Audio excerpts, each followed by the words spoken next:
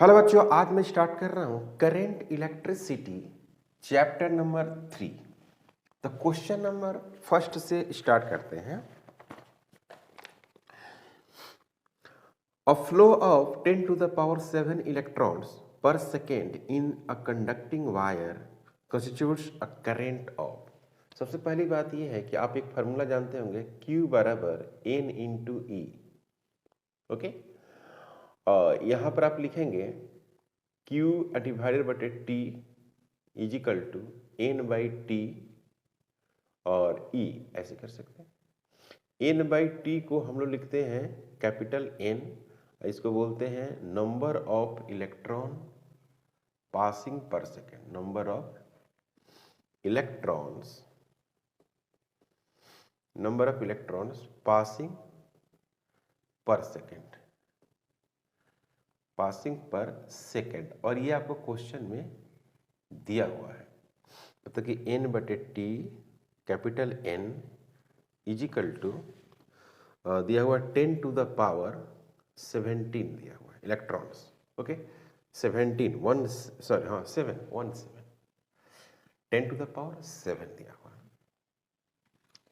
यहाँ पर लिखेंगे क्या, यहाँ से अगर लिखना चाहेंगे तो लिखेंगे I capital N into E.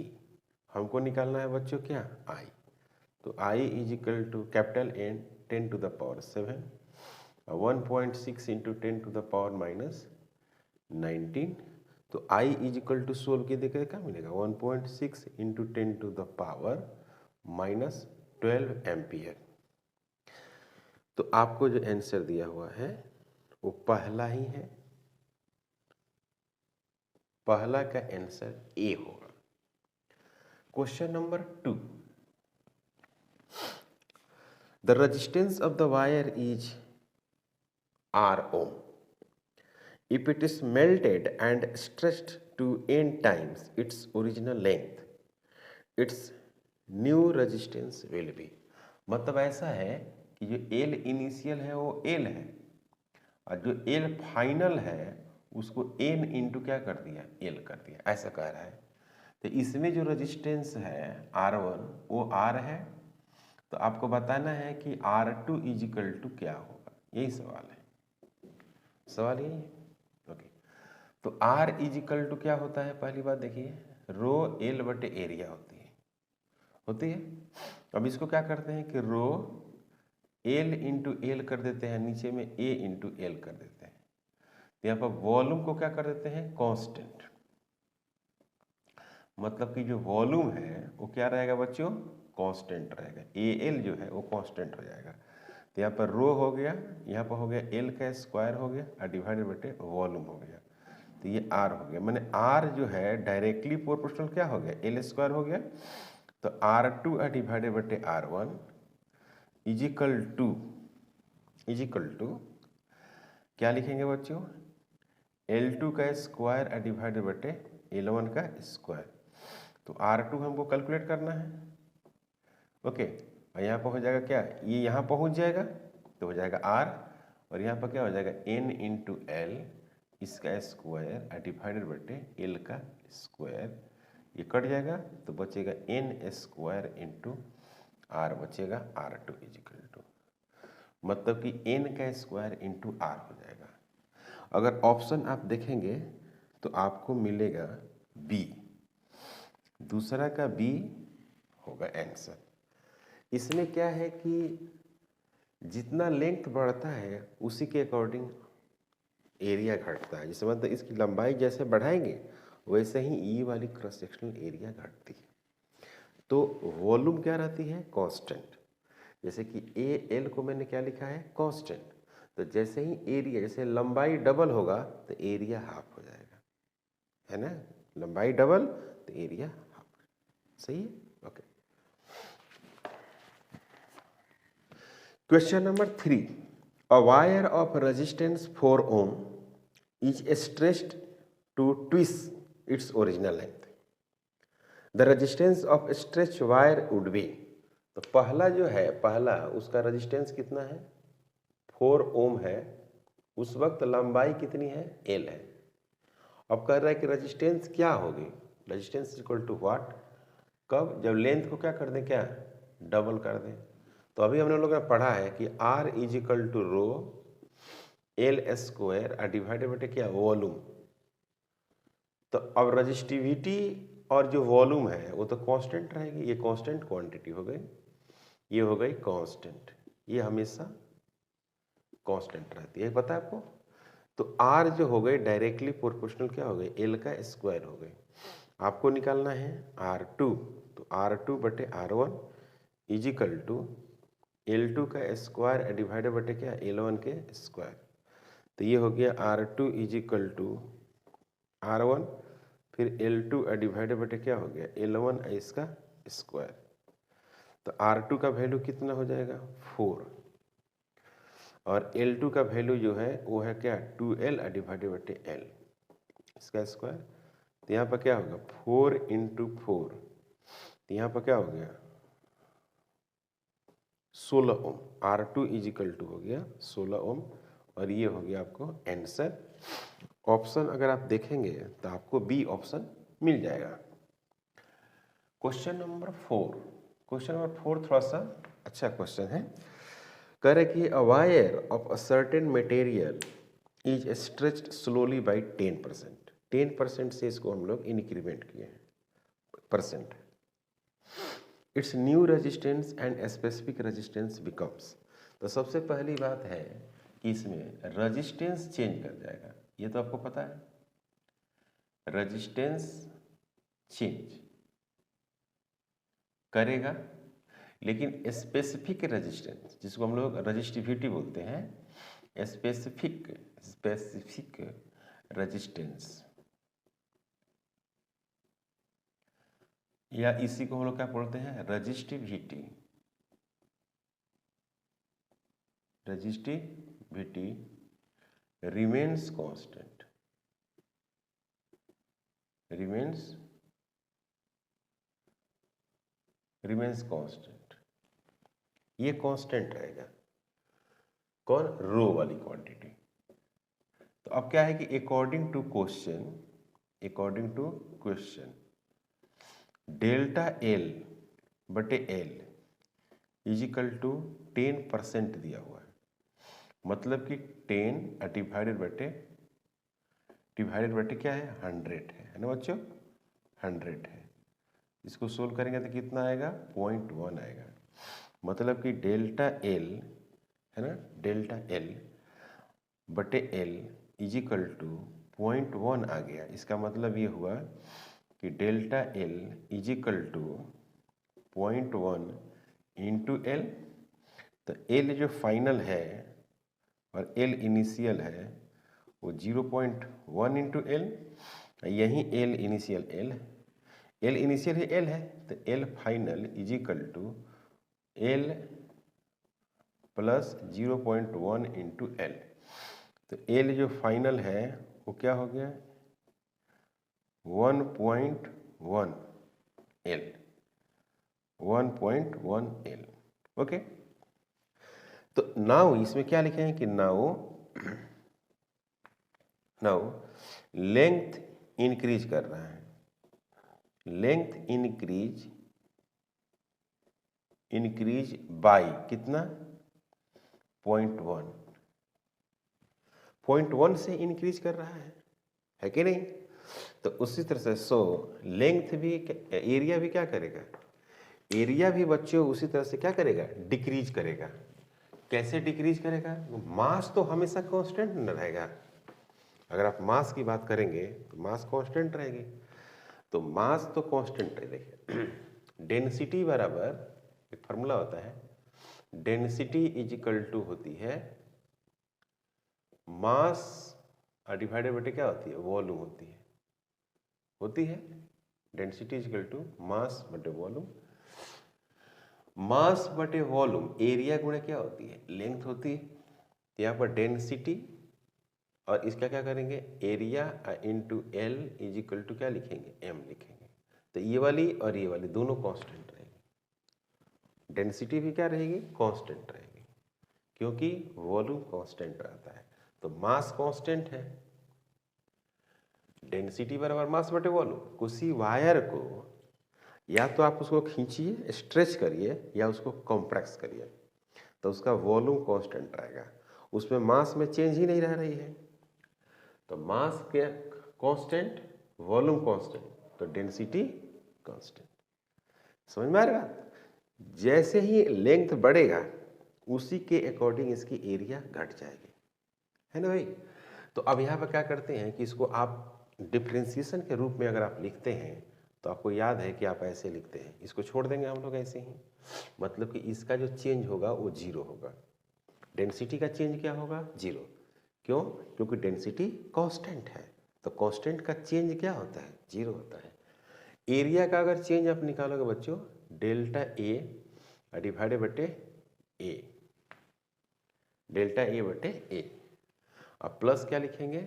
Delta L divided बटे एल इजिकल टू, इसमें चेंज कितना आएगा? जीरो। तो आप इसको लिखते हैं डेल्टा ए डिवाइडेड बटे A is equal to minus delta L divided बटे एल। अब इसको हम लोग मॉड ले लेते हैं तो डेल्टा ए डिवाइडेड बटे A is equal to delta L बटे एल। अब यहाँ पर क्या था कि पॉइंट वन से क्या हो रहा था? पॉइंट वन से लेंथ इंक्रीज कर रहा है, देख रहे हैं ना, ये देखो, ये डेल्टा एल बटे एल पॉइंट वन है, तो डेल्टा ए डिवाइडेड बटे A is equal two point one. इसका क्या मतलब हुआ? ये लेंथ तो इंक्रीज करेगा, इसका लेंथ इंक्रीज करेगा तो ये वाला क्रॉस सेक्शनल एरिया क्या करेगा? डिक्रीज करेगा, घटेगी। तो क्या लिखेंगे? दैट इज, इसका मतलब ये हुआ कि एरिया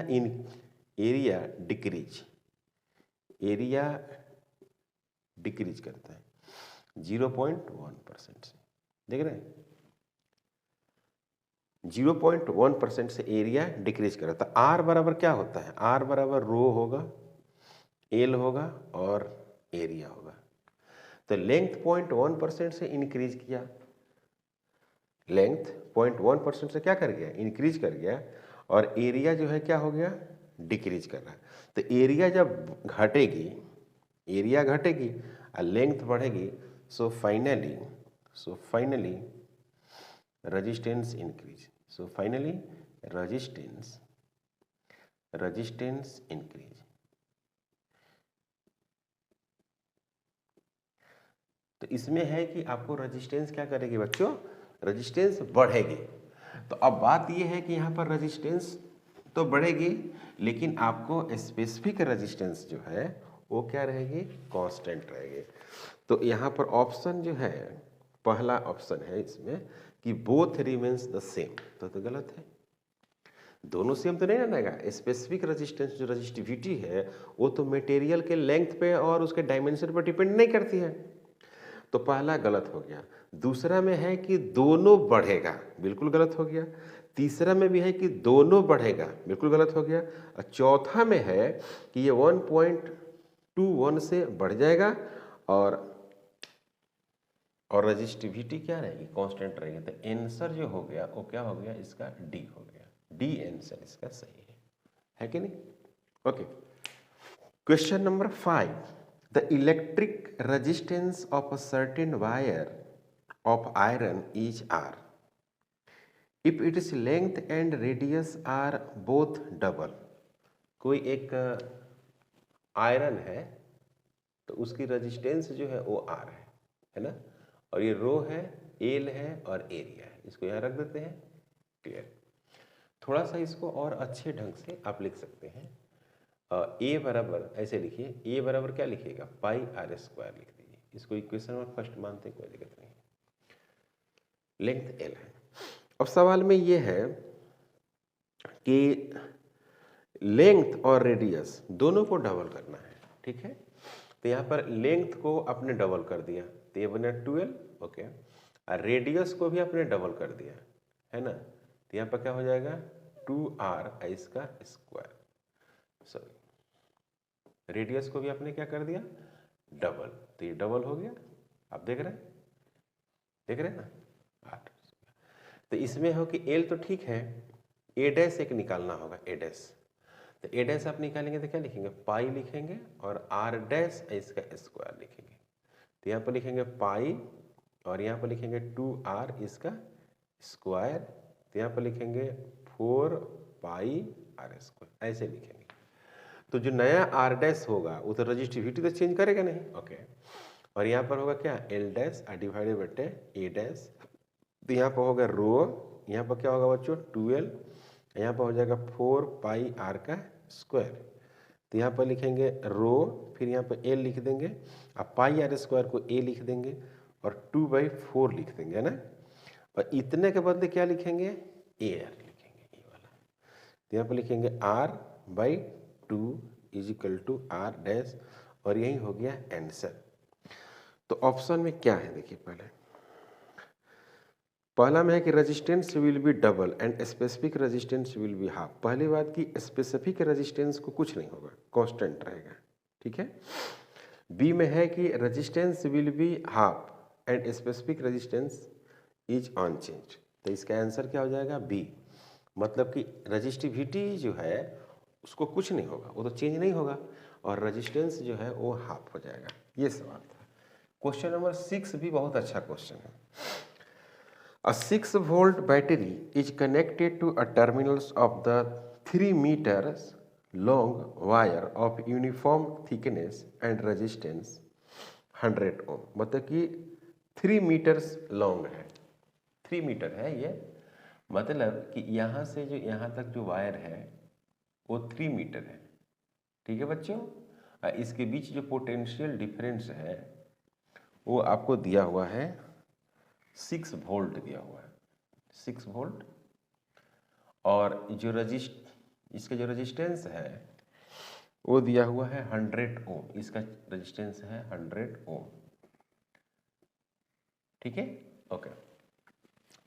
तो R इजिकल टू अगर बात करें कि R इजिकल टू क्या होता है, रो होता है, L डिवाइडेड बटे एरिया होती है। इस तरह से वैल्यूज इसको लिखते हैं हम लोग, R बराबर रो बटे एरिया। दूसरा है कि V is equal to I into R, V बराबर आई इंटू आर होगा।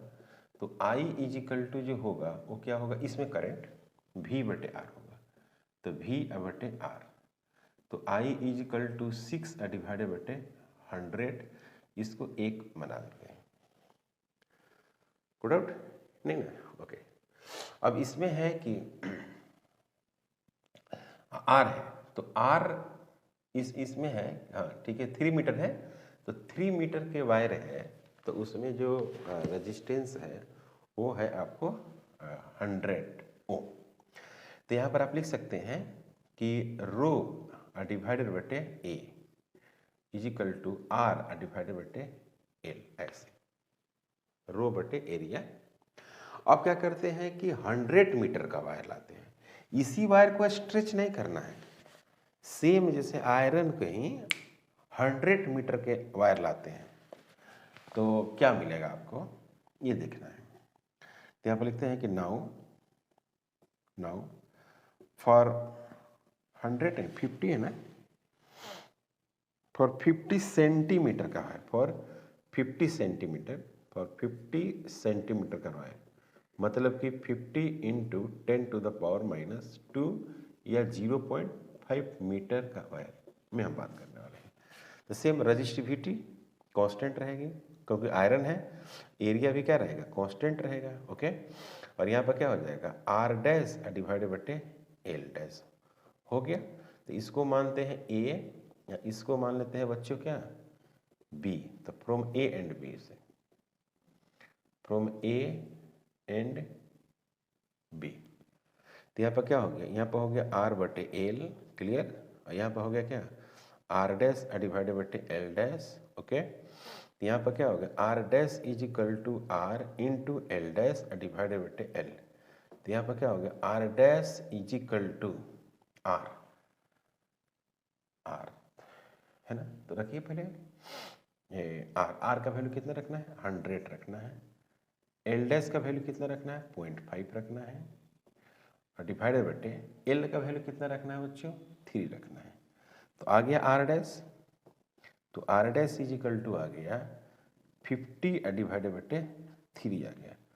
नाउ अब इसमें potential difference, now potential difference V1 यानी पोटेंशियल डिफरेंस है ना, पोटेंशियल डिफरेंस। तो इसमें हो गया पोटेंशियल डिफरेंस, इसका अपना रेजिस्टेंस आ गया, करंट है कितना 6 एम्पियर, करंट वायर में कितना है 6/100 एम्पियर।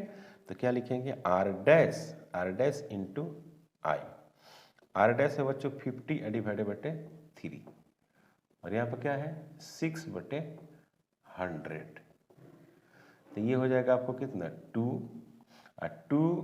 इंटू 50/100। तो याद रखिएगा 1 वोल्ट होगा। काफ़ी अच्छा सवाल था ये। इसमें बच्चों को कन्फ्यूजन होता है, कहाँ कन्फ्यूजन होता है बता दे रहा हूँ।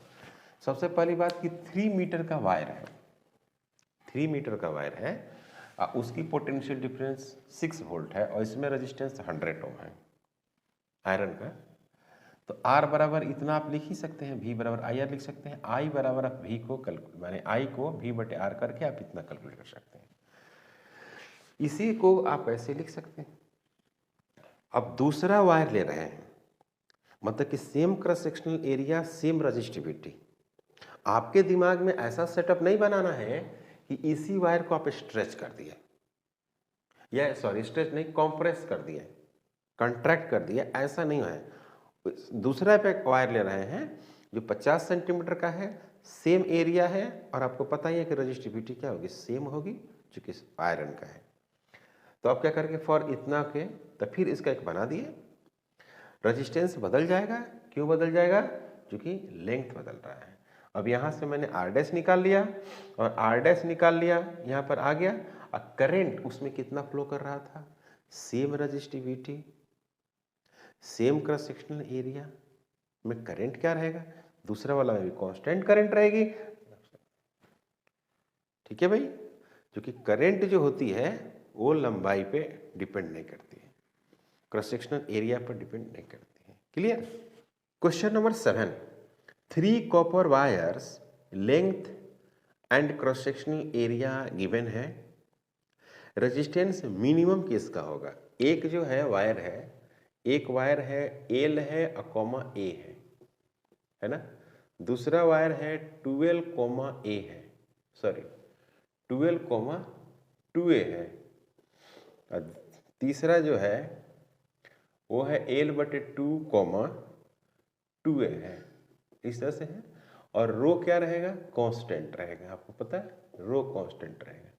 3 वायर है, नंबर 1 वायर है, ये 2 है और ये है आपको 3 वायर। तो R1 इजिकल टू रो L/एरिया इसका होगा।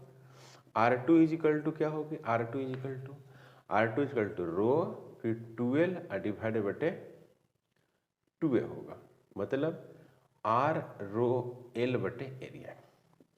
R3 इजिकल टू हो गया रो है ना, रो और L/2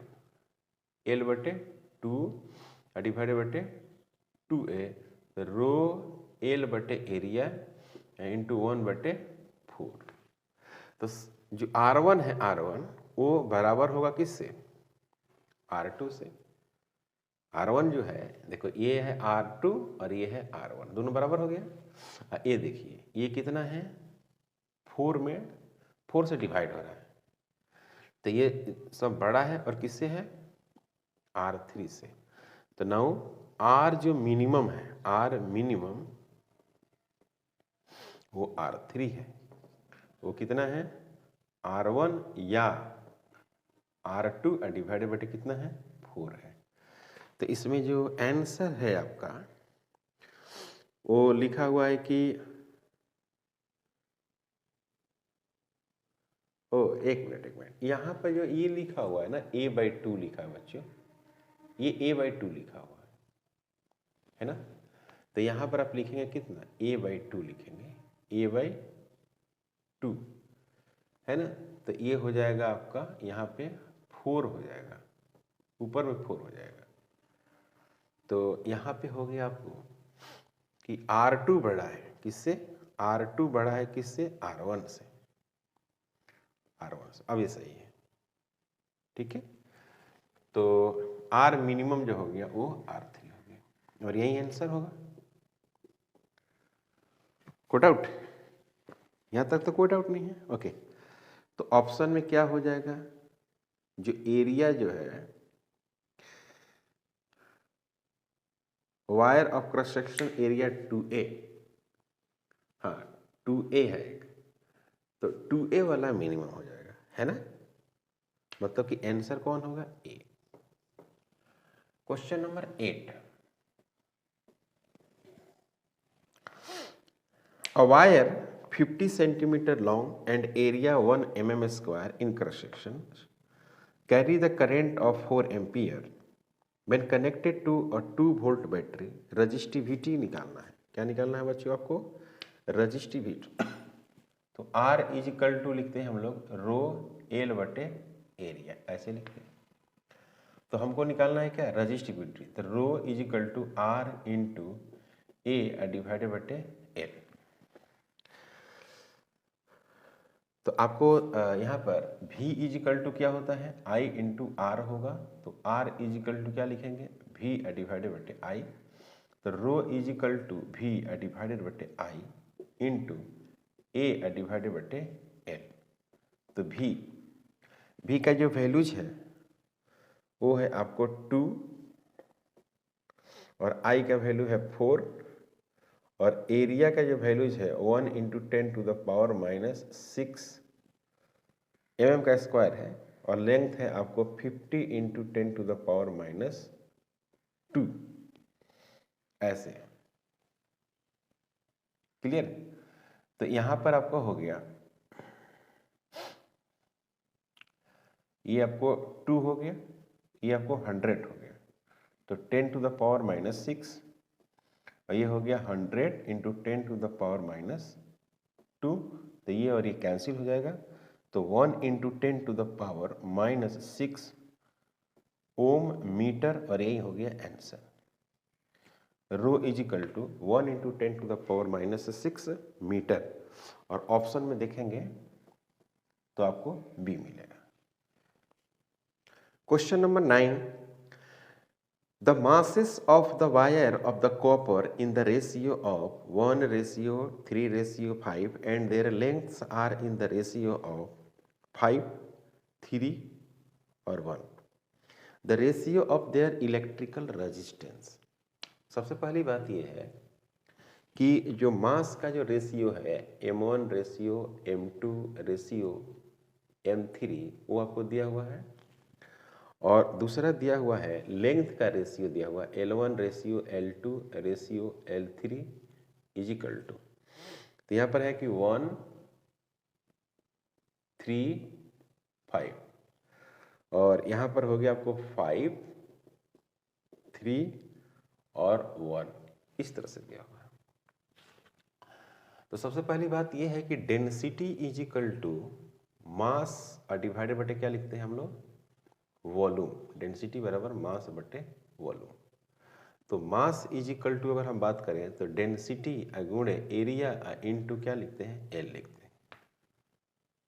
तो मास चेंज कर रहा है यहाँ पर और लेंथ भी चेंज कर रहा है। तो डेंसिटी रिमेन्स कांस्टेंट रहेगा, तो एरिया जो हो गया वो मास के क्या हो गया, इस तरह से हो गया, इस तरह से। और आर बराबर क्या लिखते हैं हम लोग, रो लिखते हैं, एल बटे एरिया लिखते हैं। तो इसमें भी ये कांस्टेंट हो जाएगी।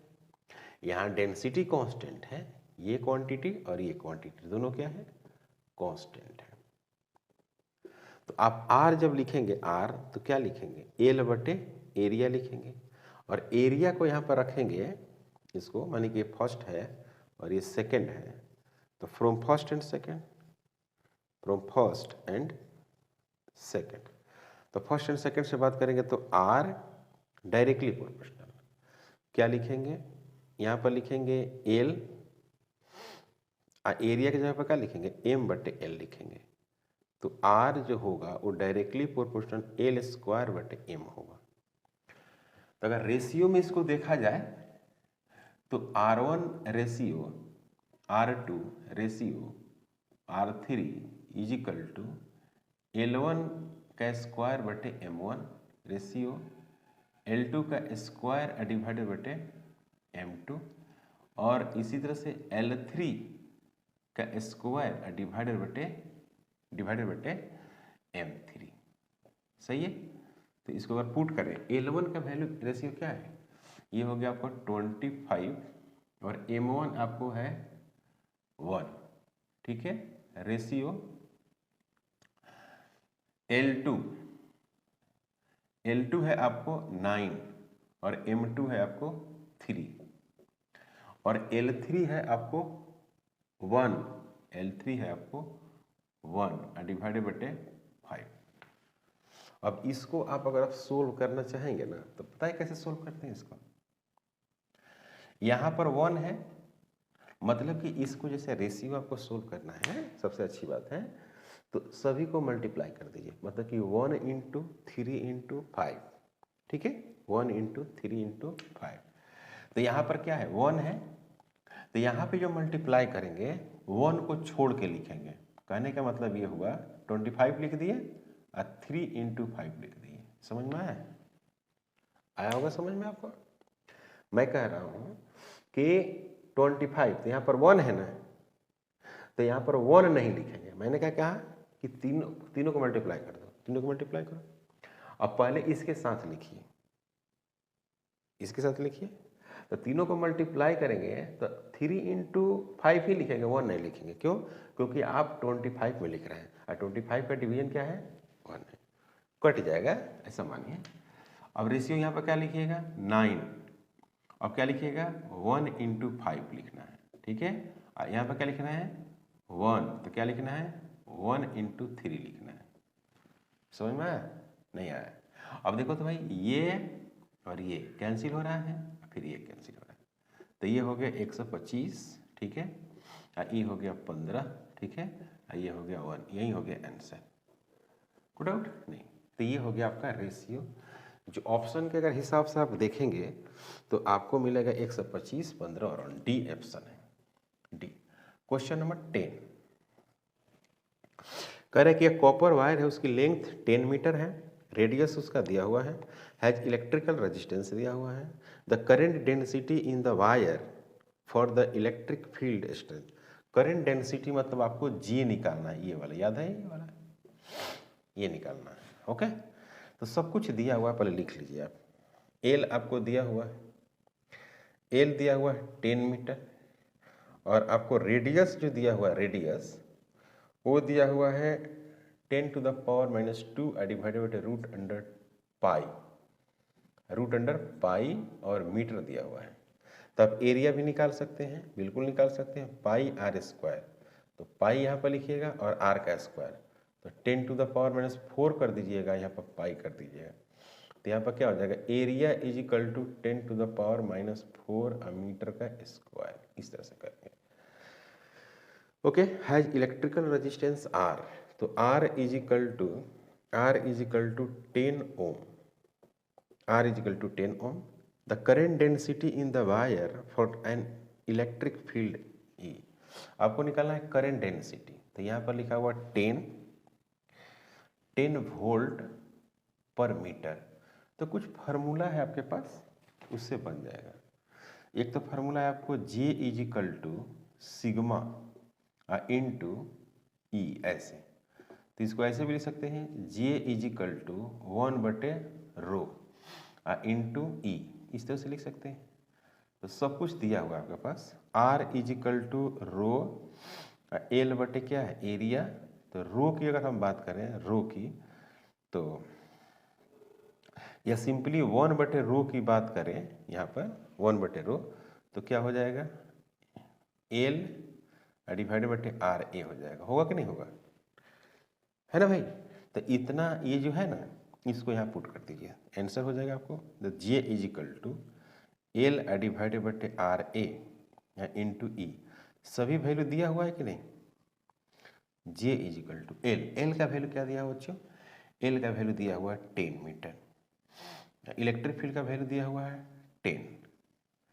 आर का वैल्यू दे दिया है आपको 10⁻⁻4, और रेजिस्टेंस का जो वैल्यूज है वो भी दिया हुआ है 10। तो ये 10 और ये 10 कैंसिल हो जाएगा, तो यहाँ पर हो जाएगा 10 टू द पावर 5 होगा। तो J इज इक्वल टू होता है 10 to the power 5 ampere per metre का स्क्वायर। बहुत बड़ी वैल्यूज है कि नहीं। 10 to the power 5 ampere per metre square, इतना करेंट फ्लो करेगा 10 टू द पावर 5 है ना। यानी आंसर आपका क्या है, डी ऑप्शन आपका करेक्ट है। क्लियर है बच्चों, यहां तक कोई डाउट नहीं, कोई डाउट नहीं है।